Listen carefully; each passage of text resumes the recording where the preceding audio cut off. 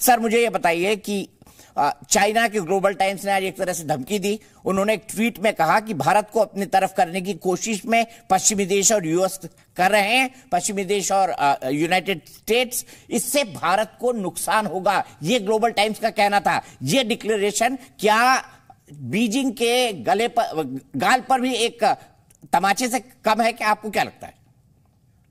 देखिए,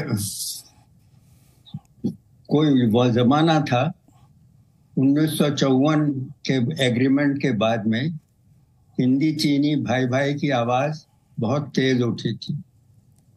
आज की तारीख में वो बिल्कुल स्थिति बदल चुकी है और चीन भारत को एक राइवल के रूप में, एक विरोधी के रूप में देखता है।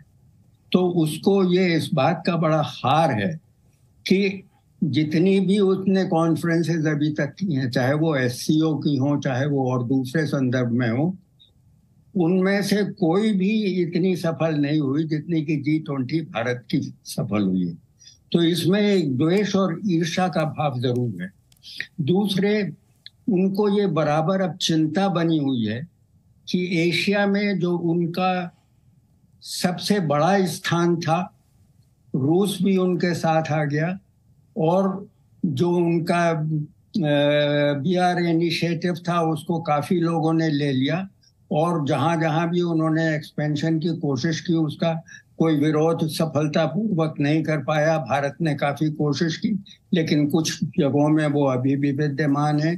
तो उससे जो उनका गर्व अपने आपस में हुआ था, आज उसको मैं टूटते देखता हूँ। उनको, मुझे ऐसा लगता है कि जैसे अब शी ये महसूस कर रहे हैं कि भारत को जिन जिन चीजों की आवश्यकता थी अपने डिफेंस के क्षेत्र में भी वो मिलती चली जा रही हैं। भारत को सहानुभूति विश्व की मिलती जा रही है और वो भारत का मुकाबला किसी भी प्रकार से करने में उन्हें बहुत तकलीफ होगी। तो इसलिए वो ये कहना चाहते हैं कि ये सफलता भारत की विफलता है।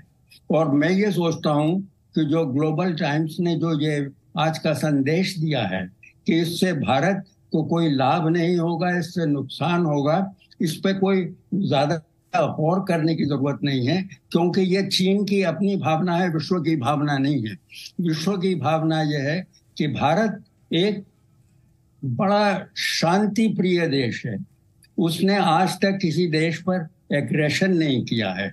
उसके इतिहास में भी इसका ऐसा कोई संदर्भ नहीं है कि जिसमें भारत अपनी सीमाओं के बाहर जाके दूसरे देश के ऊपर हमला करे। तो ऐसे शांतिपूर्ण देश का जो आदर और सत्कार विश्व के मंच पर हो रहा है वो चाइना को अखर रहा है।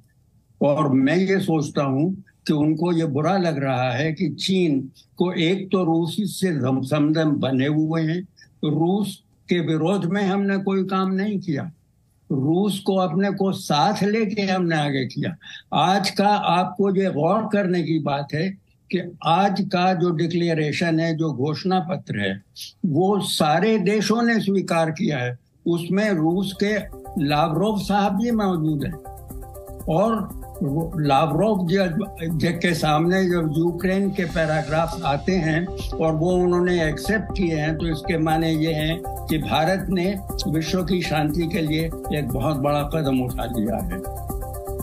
Thank you. ठीक है, लखनपाल जी, मैं एक और बड़ी खबर अभी दे देता हूँ। अमेरिका में G20 का विरोध किया है। यूएस में 2026 में G20 का आयोजन होना है, जो बात घोषणा पत्र में आई है, लेकिन चीन इसका विरोध कर रहा है। ये बात भी सामने आई है।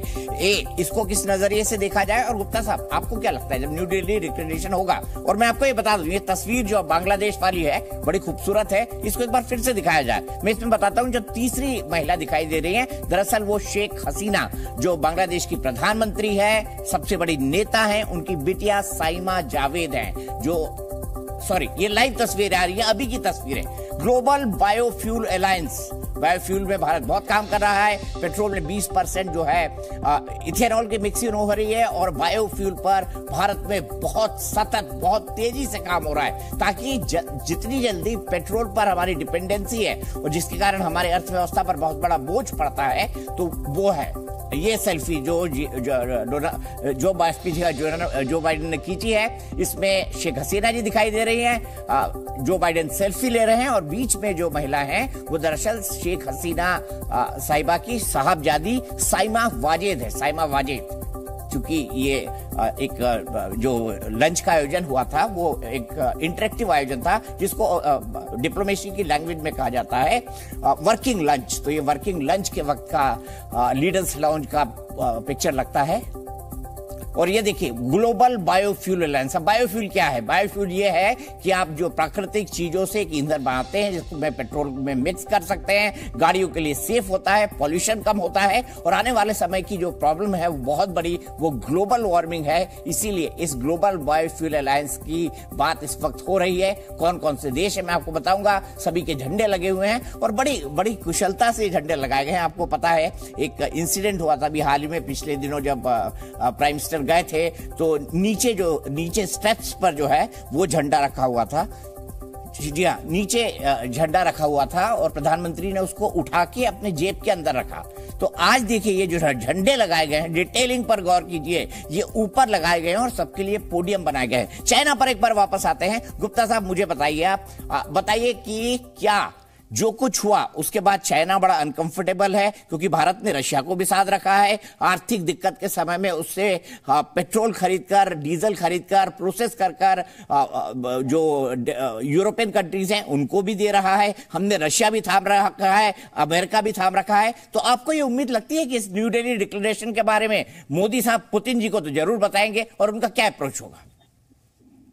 देखिए, ये जो G20 न्यू दिल्ली डिक्लेरेशन है, इसमें बेसिक चीज ये है कि हम लोगों ने रशिया को एग्रेसर नहीं डिक्लेयर किया है। तो ये एक बहुत बड़ा रिलीफ पुतिन के लिए है। और हम लोगों को चाहिए कि इस डिक्लेरेशन के साथ G20 के कुछ 5-6 फॉरेन मिनिस्टर्स ग्रुप बना करके कीव और मॉस्को विजिट करें और उन लोगों में शांति सुलह की बात के लिए दोनों से बात करें। तो ये एक डिप्लोमेटिक इनिशिएटिव G20 की तरफ से हम लोगों को लेना चाहिए। तो इस तरीके से बातचीत के कारण वहां पर कुछ मामला शांत होगा। जहां तक चाइना का बात है, चाइना खुद ही एक हेजेमोनिस्टिक कंट्री रहा है। वो अपने हर नेबर्स की जमीन पर कब्जा करने की कोशिश करता है। उसका रशिया के साथ भी लैंड टेरिटोरियल डिस्प्यूट है, उसका इंडोनेशिया, फिलीपीन सबके साथ डिस्प्यूट है। तो अभी अपने प्रधानमंत्री जो गए थे आसिया मीटिंग में, उन्होंने कहा कि भाई जितने आसिया के कंट्रीज हैं वो सब अपनी नेशनल सॉवरेनिटी को प्रोटेक्ट करने के लिए आपस में एक दूसरे से बात करें, एक दूसरे को सहयोग करें। इसलिए इंडो पैसिफिक में भी जो है चाइना के खिलाफ एक फ्रंट खड़ा हो रहा है। अब आवश्यकता ये है कि हम लोग इस चीज को ग्राउंड पर परस्यू करें। और जहां तक चाइना का है, चाइना खुद ही अपने आप को आइसोलेट करता जा रहा है। ठीक है।